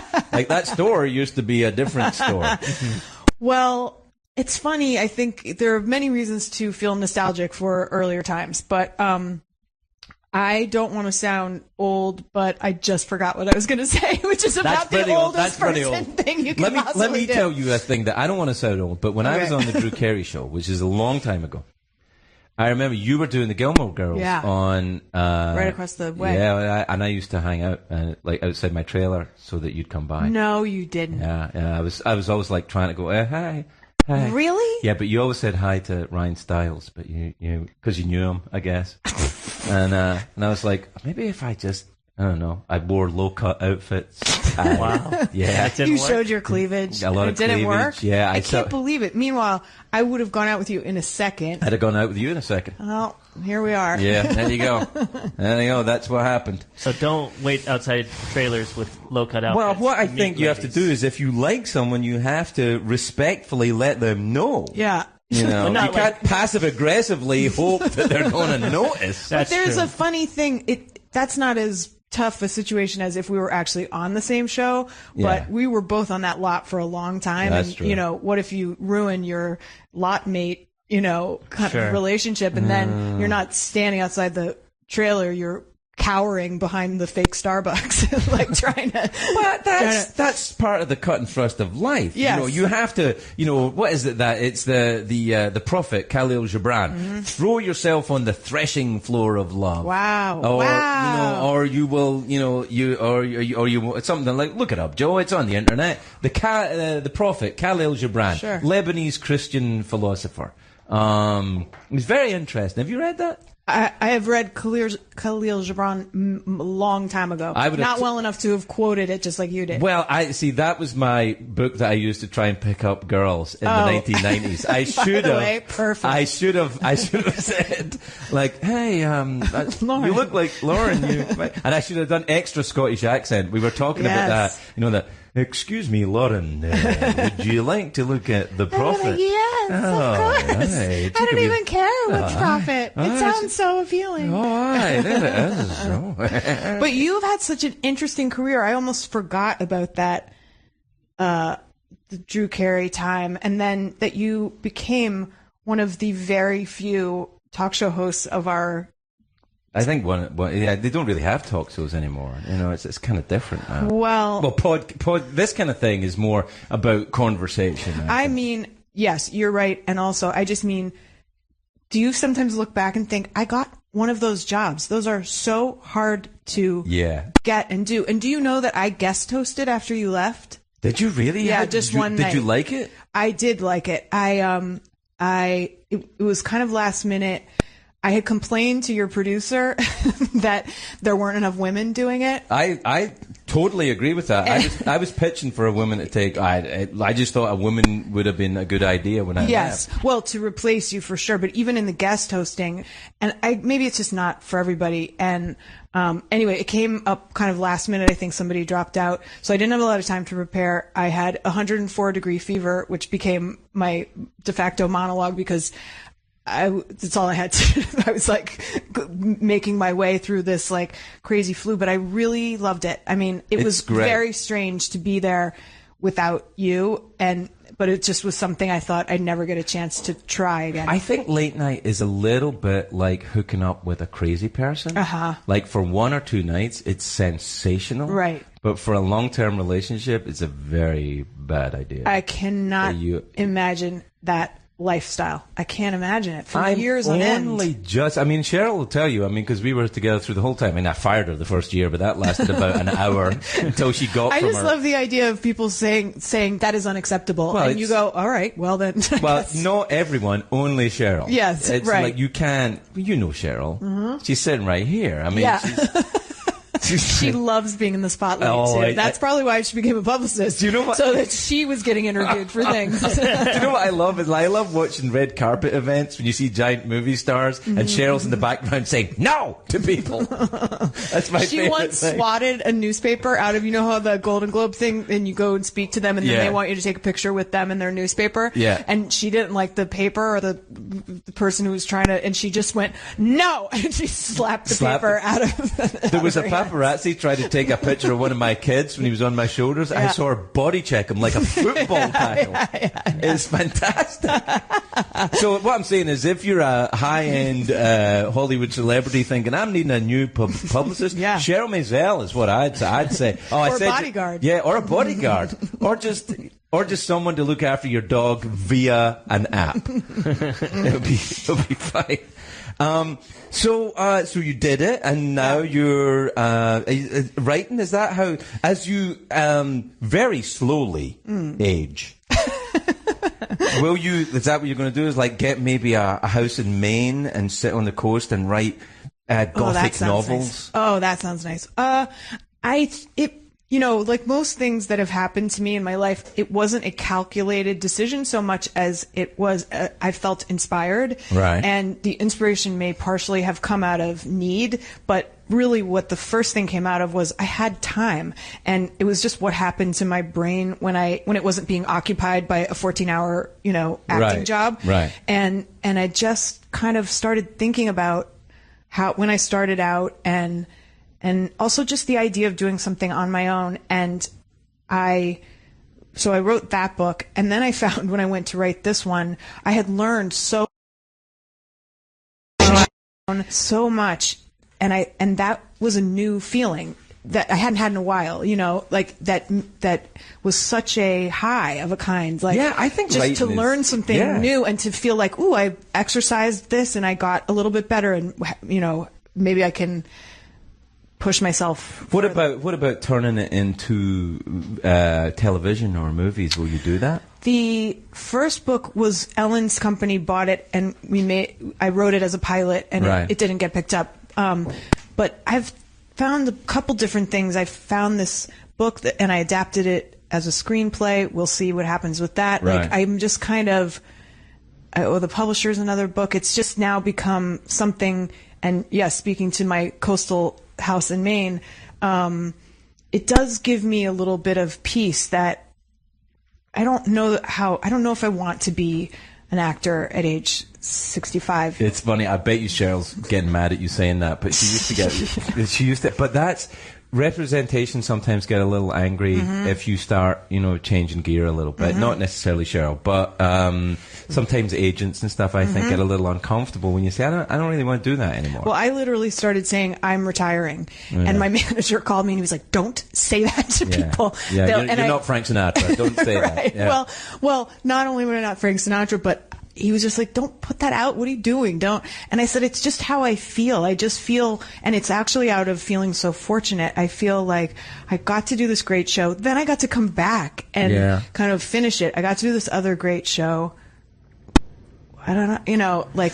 Also, allow yourself the idea of having a second or third act, which is, because you have an idea. I imagine you coming to, where are you originally from? Hawaii, right? I was born, you're so sweet to remember that. I was born in Hawaii. I grew up in the Virginia, D.C. area. I still think of you just like on the beach in Hawaii as a young woman. I left there at 3 weeks, so I wasn't really in a bathing suit. But in my alternate story, facts. yeah, you're just like you're just finishing college, yeah, and you're doing a lot of surfing. Wow, I would have been so cute if that was actually my cute life. Now. But not like my Hawaii lifestyle cute. Well, in my head, this is your life, and then you're in Hawaii and you're like, Chad, my surfing boyfriend, sure. I just don't feel that this is the one, Yeah. I mean, and I don't want to be stuck here in Hawaii diving for conch. 0% body fat. I gotta move on. I'll go for pilot season. Yeah. Just for pilot season. I love that. I go from Hawaii to pilot season. And then you get the Gilmore Girls, and and then you just stay there. Yeah. And then now you become this well-respected writer. And then I think as you maybe in about 40 years from now, when you're 70, that you. Nice. That you are, you become this Mary Shelley type figure. Yeah. You write these, or Charlotte Bronte type, you write these big, romantic but gothic. I don't think I can do that. What's interesting? Well, what's interesting? One of the things I have found interesting as a writer is it tells you what you write, right? Doesn't it? And that's my amazing. thing, yeah. And maybe this is why I ended up in Gilmore Girls, or where that kind of, sort of mind meld came from. But I write kind of a happy, romantic, hopefully funny, hopeful. Like, it's not. I couldn't do a Mary Shelley. I really am into a smart person's romantic comedy. Like, that's kind of where. In one way or another, that's where all the stuff is. I think, yes. You won't accept. No, I'm not going to accept that. And also, I think that's great. But I think that will change as you change. Yes, probably. I think one of the most fascinating things I have noticed as I talk to you about, I'm about 15 or 20 years older than you, but the idea, no, it's not. But as I age, what I want to do, I've decided, is get more tattoos. Okay. And what the reasoning behind that is this. There is it's actually from Margaret Cho. I was talking to Margaret, is almost now completely covered in tattoos. Really? I said, why are you getting many tattoos? And she said, I'm combating the aging process in the way that I choose to do it. And I thought, that's crazy, Margaret. Yeah. But as time's gone on, I go, no, I get it. I understand. I want to get less and less and less respectable and more and more crazy as I get old, because I've already done what I set out to do. I wanted to. You did it. Yeah. Big TV star, big everybody loved you. That's it. They still love you. Tomas, who grew up under the heel of the Soviet jackboot, loves you. Right now, you've done that. Now what? I think, and sometimes I think people get caught in trying to repeat the same thing. And what I love about you, one of the many things I love about you, is that you have not been caught. You haven't been captured by the Gilmore Girls. You do it, you love it, you're proud of it, but you now write. And it's a whole different thing. Well, I've always focused, thank you. My mom, who's not with us anymore, was someone who was very, very upset about aging. It was really, my mother was beautiful. I'll show you a picture of her in the book. This is good, and a lot of people on radio are going to... I'll show it to you later. All right, okay. As I can't even open my iPad. So beautiful that as she got older, it was honestly difficult for her. It was difficult for her to... She kind of just couldn't quite accept it. It made her...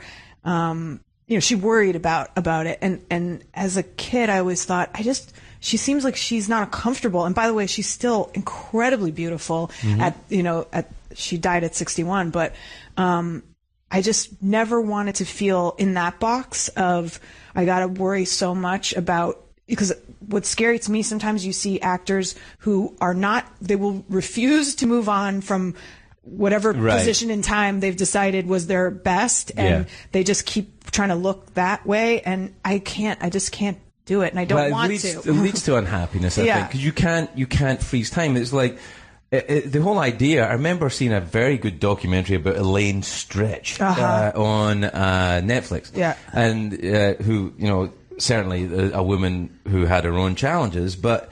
You know, she was talking about people say to me, I'm getting older. I'm like, we're all getting fucking older, all at the same speed. Yeah, you know? yeah. And you go, yeah, that happens. And I think to deny yourself the aging process is to deny yourself part of humanity, part of the experience. And look, unless you're a Hindu and committed to it, you ain't coming back around again. So what is, you know, what are you going to do? Are you going to experience all of it? Or are you just going to like you go for a meal and all I'm going to have is the starter. The whole time I'm just going to have starters. I don't want any main course and I don't want dessert. I can't extend this metaphor any further. But what I'm saying is, and then coffee, and then I want coffee and a mint. Cheese plate. Yeah, the cheese plate. And then something else afterwards. Maybe cocaine. I don't know. But no, after all that food. But But that's what I think it is there is a deification of youth in popular culture, which seems absurd to me. Well, and there are only more and more ways to maintain that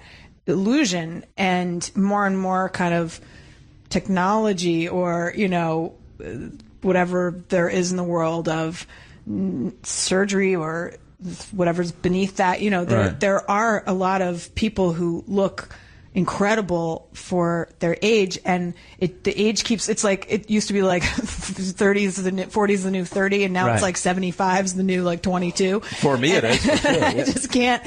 I just can't keep up with that. You know, I don't want... I know, and it's insulting to young people. There's nothing wrong with being young. Right. This is great. You should be fine. It's neither good nor bad. It just simply is. And there's nothing wrong with being old. It's neither good nor bad. It just simply is. And to attach some kind of morality or value to it beyond just a kind of what time of day it is just seems absurd to me. Well, there's an achievement, it seems like, wow, that person is really beating time, you know, and I'm guilty of it too. I look at someone, I'm like, how did she do it?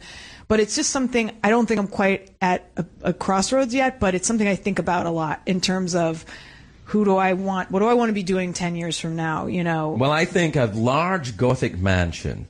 I see. in Maine, I think. Okay, Maine. it's cold. It's cold, and there's a lot of wind blowing, and you're wearing a lot of Victorian clothing. Stevie Nicks, okay. Yeah, no, well, a little bit Stevie Nicks, but I'm thinking more, and directed by Guillermo del Toro. Oh wow, okay. Yeah. Right? See where I'm going with this? Yeah. And you're in the house, and you're like.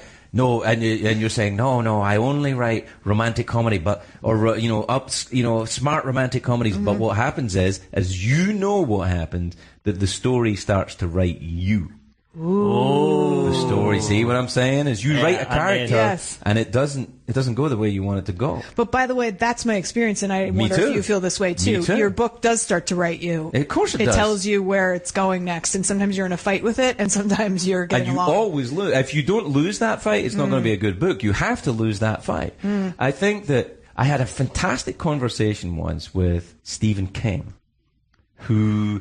See, I have a theory about people who write scary, dark shit.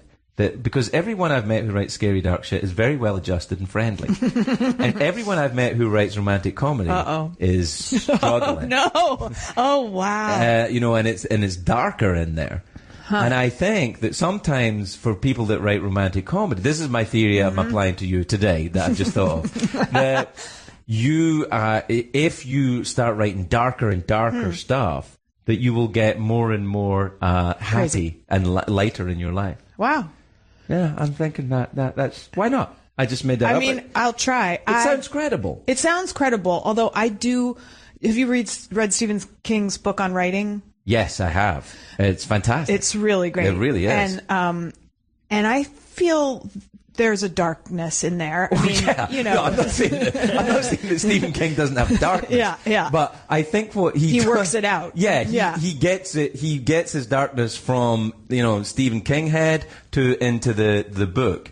What I talked to him once. Are you familiar with the Jungian theory of the collective consciousness? Yes. Right. So I talked to Stephen King, and I said that exact question to him. Are you familiar with the Jungian theory of collective consciousness? And he said, actually, no, I don't really know what you're talking about. And I was like, really? You wrote The Shining when you were getting sober, and you don't really? Wow.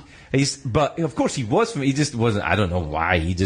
The phrasing I had put forward didn't resonate with him. But I thought that's. He said, there's just sometimes I've been aware that there are so many stories in my head that if I don't get them out, it'll damage me. Wow. I thought, God, that's fantastic. Do you feel like that about writing? No, I feel that I have to kind of wait. Like right now, I just went through a period of working really, really hard. I was on this big publicity thing with the Gilmore Girls revival. Right. I owed this script. I turned in this book, and then I promoted the book. I did all this stuff. And if you had to draw a picture of what my brain looks like, it's like a mound of marshmallow fluff with there's nothing going on. Like I don't have the next idea. Yeah, you're taking a break. Yeah, but it's not up to me, it feels like, and of course if I had to start something tomorrow, or if I had to finish something, I could, but the like that idea of Stephen King saying he has so many stories in his head, I think that's clear in his work. He's so prolific. Yes, he is. He sits down and writes whatever his word count is. That's insane every single day. That makes sense to me. I don't think everybody has that many stories in them. Stephen King's very, very special human being. Right. But so are you. And we have to take a commercial break. Can I do the blinds commercial? Yeah, I guess. No, you should do it. They paid good money for you. No. Listen, they should be so lucky that you do the blinds commercial. I don't know if I really want to do it. Yeah. I kind of Cheryl's thought I in the did. corner going, what the fuck are you doing? You're not doing a fucking blinds commercial. What the hell? I just thought you actually made it sound really, but it's the accent partially, and you're just natural charm. But I thought you made it sound really interesting, and I wanted to see if I could do it. The thing is, here's the trick. They're really good blinds. Which segues us right into... We'll take a break. We'll be right back. The Craig Ferguson Show. Don't go anywhere. Better hear what I've got to say because you won't get it again. The really good stuff is coming up right after the break.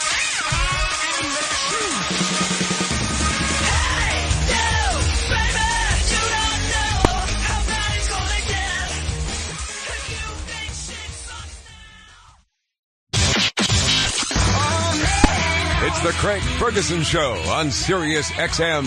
Comedy Greats. I think I like that because it sounds like proper radio. Yeah. It really It's was the impressive. Craig Ferguson Show. This is Shadow Stevens. It's the voice of America's sure. Top 40, and he was on the late night show that I did. Mm-hmm. The whole America's Craig Ferguson. Yeah, I like it.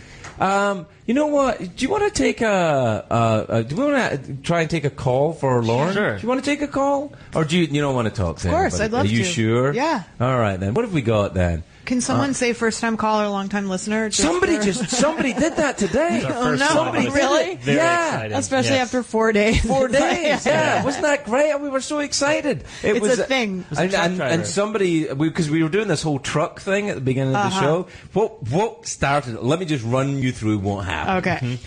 I said I was very excited because you were on the show.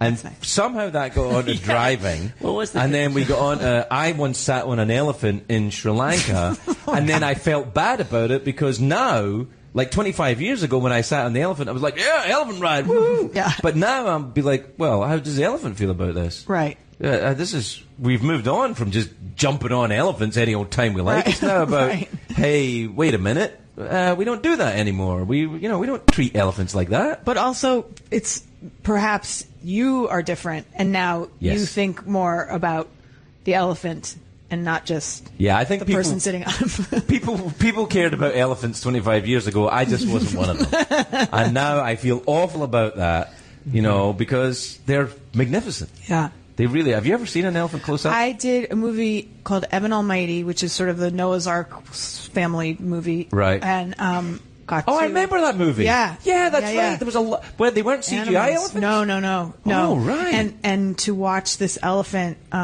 take direction and listen to his person, you have to believe they're well taken care of. But still, it was just quite amazing to be that close to an elephant. Yeah, no, But I they- didn't sit on him, but most of the other people did. Really? Yeah. Then but they're so kids huge. and They're stuff, huge. They're huge. Like an elephant. Sitting on an elephant would be like maybe a very, very light midget sitting on me. A very light midget. Yeah, a very, very light one. Wow. I've upset you in some way, haven't I? Have I said the wrong thing?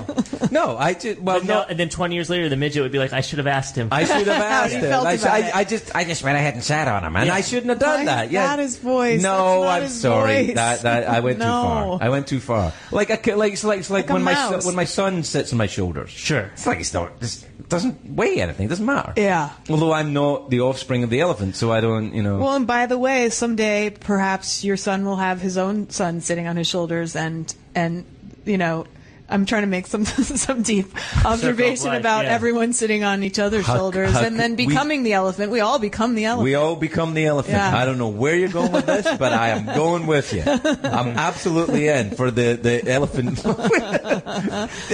But anyway, why did we get onto that? Because we were talking about driving.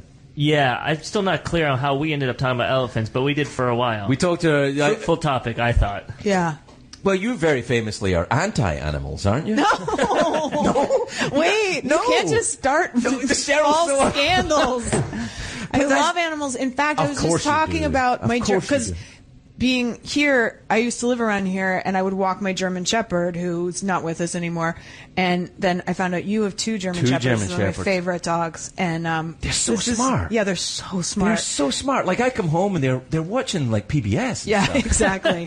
My dog learned to open all the doors in the house with her mouth, and like I had to change them to different knobs because she could open turny knobs as opposed to knobs. Yeah, you can't have flippy down door handles with German Shepherds because they're like, oh no, I can open this easy peasy, and I'm just going in here. Now this is a very interesting Ken Burns documentary about the Civil War. I'm going to watch this. This is beautiful.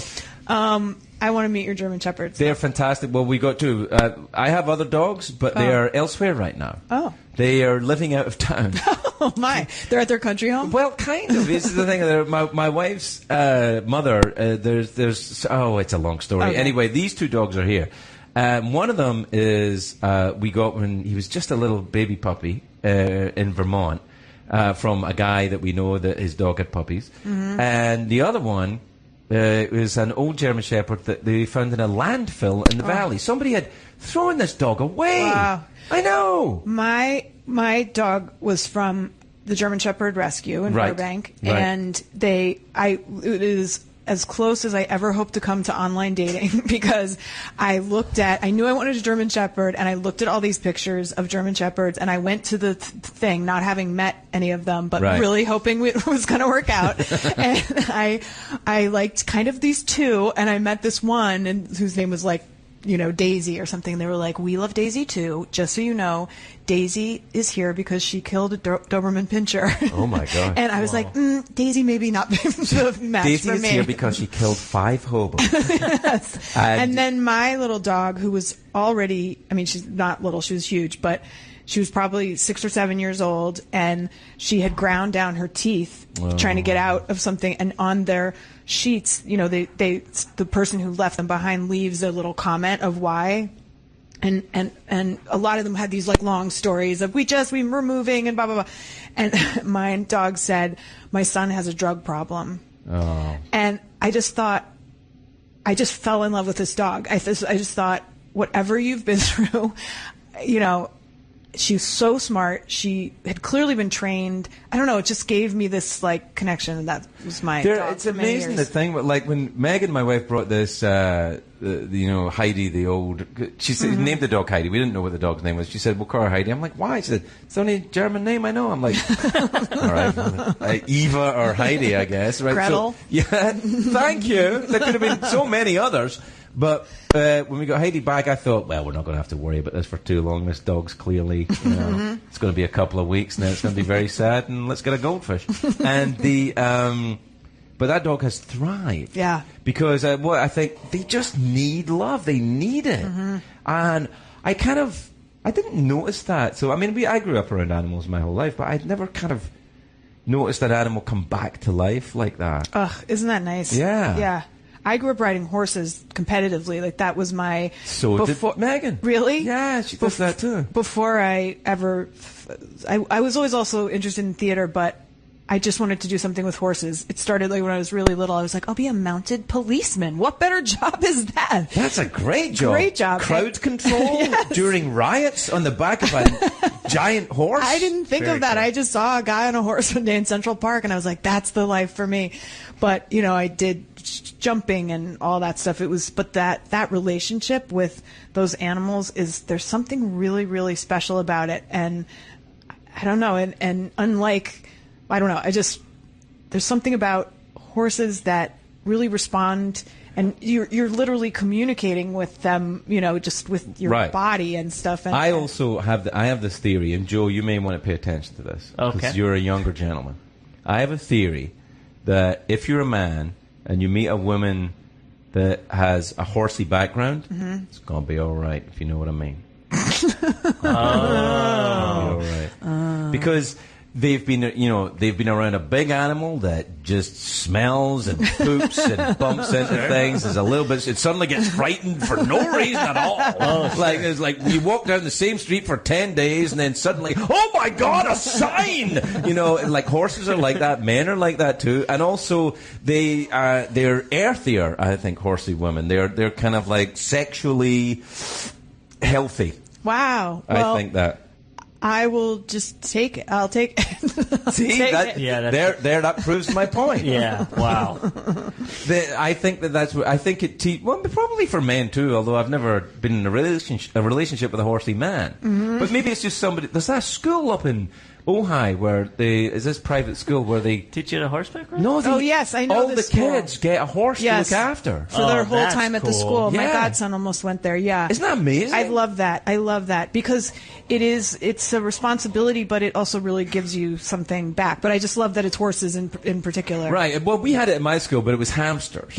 Okay. And it was one hamster for 33 Scottish kids, and you go one weekend a year. You got to take the hamster home. A duck as a kid. A duck? A little duck, yeah. Oh, that's adorable. Well, Joe grew up in Malibu.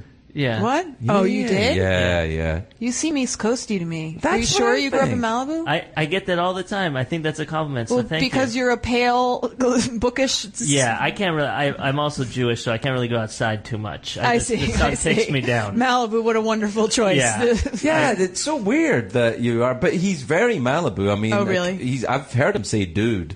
Uh-huh. Do I you surf? say dude. Yeah. I don't surf. I tried. It's too difficult. Yes. So. Really?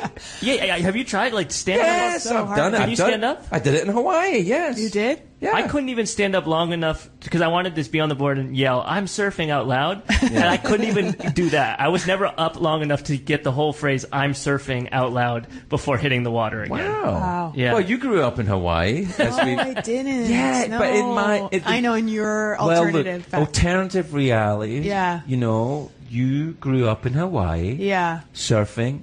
You and Chad. Do you ever see Chad now? You know, Chad runs a taco stand on the beach, and he's it's just he was always a simple guy. A simple guy. Mm-hmm. It's a simple guy who worked with his hands. Couldn't be happier. Yeah, he whittles stuff on the side. He made that taco truck out of made the taco stand out of shells, and then once a year it gets washed away, and he'll just build it right back up again. He's just like, well, better go out and get some more shells. Oh, God, Chad's cool. He is cool. And he talks a little bit like Garrison Keillor, apparently. As well.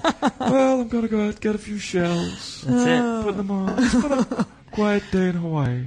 God. I'm going to put some shells. I think, did Garrison Keillor retire? Mm-hmm. Like you retired. You can't get rid of him? No, he doesn't retire. Do you know the radio that I love? What? You've been to Britain a few times, right? My mom lived there for 25 years. Right. So you know BBC Radio 4. Yes. Oh my God, that is fantastic. Do you ever listen to that when you're in Britain, Cheryl? BBC Radio 4. It's unbelievable. Lots of plays, radio plays, which are fantastic, and upper class British people getting indignant about things is my favorite thing in the world. Yes. I love that. I say you're like politics or pants? Politics too. They have that, but they have plays and panel games, and it's fantastic. But I was just there, and in general, that television is so much more soothing. I watched a game show 4 or 5 times, no idea what's going on. There was something, it was so complex and it took so long for any kind of result. It would never happen here where you'd have to be like, blah, blah, blah. Yeah, like, no, I hosted one. Yeah, and the scripted television I love. The news doesn't make me feel like I want to jump off the roof. Like, it's very calm, and just the manners and the intelligence. It's just whether there's this seething craziness going on underneath. I don't care. I like the package so much. The thing is about a British accent is it does sound a little smarter. Oh, so much smarter. It's like when you hear someone like, the news and CNN like, Trump goes crazy, and then, the BBC version of it, Donald Trump said something terribly naughty today. Right. And everyone's very, very cross. But, in the end, everything will be fine. That's why I find listening to The Crown, the show The Crown, it's I love that so show. Pleasing, but it's that old, terribly proper, it's like you don't hear that except in a period drama. It's very soothing. They're there. Yes, people I know. like that, are they? Yes. Have you met Bunty? Oh, yes, this is great. I met him. This is fantastic. Poopsie, do-do, poopsie, do-do. It's lovely. What's poopsie? Well, it's when Edward VII, who, Oh, obviously. Yeah, he was like, heir to the throne. Heir to the throne. He abdicated for the love of an American woman. An American Wait, woman. hold on. I don't know. Maybe it was. They didn't have testing then. What? Like SATs? SATs for sexuality? They didn't have testing. They didn't have. They couldn't. They just gave you the song "Poopsie." What do you do? And then they were like, "Yep, you're gay." Poopsie, do. Yeah. Do you like that song? Yes. Well, then get in the other line over there. Suddenly it's like no. I think that's right. That's what that accent. Well, they say that in Shakespeare's time, the accent that is probably most like what, the accent that was getting used in Shakespeare's time is not the way that it's portrayed in Britain now, but probably most like the Midwestern accent. Really? I made it up, but it sounds great, doesn't it? Doesn't that sound like it could be a thing? Yeah, absolutely. Scholars say, and then just scholars say. Many scholars have told me. Some of the top minds of the country have said this to me. They sounded like that. Yeah. Oh, God. To be or not to be? That is the question. That's what it would be like. Mm-hmm. It's like, oh, Yorick. I can't do the voice. I kind of can't either. I sound Irish if I start trying to do the Midwest. And if I try doing, if I do the Midwest, like, oh, geez, cheese curds, they're magic. That's and then if I try and sound Welsh, this is the hardest one. If I try and sound Welsh, I end up sounding Pakistani. Really? Yeah, like, oh, how are you doing? Very good to see you. And then suddenly it's, it's like starts off Sir Anthony Hopkins and suddenly it's sort of going like that a little bit. I do a cartoon voice for a Disney series called Vampirina, and we just all started out normal, but James Vanderbeek plays the dad, and he had studied this specific accent that is extremely close to Vampire Transylvania accent. So he did it, and they were like, hey, can you guys all do a Vampire Transylvania accent? And I was like, what? So I try, and I sound like some bad version of like the pizza delivery, like. Let's hear it. What does it sound like? Oh gosh. Well, wait. Oh, Vampirina, we'll all have a snack soon. Don't worry, my poopkins, or something like that. That's all right. It's all right. It's Tomas is actually from there. Maybe we should get Tomas in. He's from the Czech Republic, but we always say, and now we're getting angry tweets from people in the Czech Republic saying, this is nowhere near Transylvania. Why are you saying this? But because we can. Oh, yeah. And anyway, it's the post-truth era. We can say what we want. Because we can. But because I always like to talk like this. Yes. When I'm talking to Tomas, I feel he understands me a little bit. See, you should be doing the vampire cartoon. No, I did one already. The vampire cartoon? Yeah, I did. What did I do? I did a vampire once in a cartoon voice. Oh, Buzz Lightyear. Oh. I played NOS4A2, the robot vampire. It talks like this. Oh, Buzz, now you're in trouble now, buddy. See, you're doing great. Yes, motherfucker. Yeah. Right now. That is not in that I movie. added that Hold bit. on. I added that bit. That was it. I think it's getting near the end of the show. Wow. It is. That's sad. It is sad. It's sad for me. I've missed you. I've missed you too. Honestly, when I just did a bunch of shows, something felt, I said to Cheryl, something just feels off. I'm promoting this big thing and where's my friend? Like I really missed your show. Did we your promote show. the stuff enough today? Let's ask Cheryl. Cheryl, did we promote the stuff? Oh yeah. Okay. So we. Yeah. Yeah. Because the book it's the best book I've ever written, actually. I think it's the best book. Thank you for writing my book for me. It's just that was so nice of you. Well, it's a beautiful book. It just won the Oscar for best book and Oscar for best book. There was a point. Did you watch the Oscar? Yes, where they thought it was another book, and then actually it was my book, and they had to change the announcement. Were you there, Cheryl? You weren't there? See, that's why it all went wrong, because Cheryl wasn't at the Oscars. Did you see the footage of the guy, you were talking about this, like on his phone, the guy who possibly handed the wrong envelope? The wrong envelope. Yeah. Do you know who was here? The first day we did the show, Sarah Paulson was here. I love she was her. She's great. Yeah. And she said what she loved about it, and I think this kind of summed it up fantastically well, is that the way that Warren Beatty handed Faye Dunaway a hot turd. That's what she said.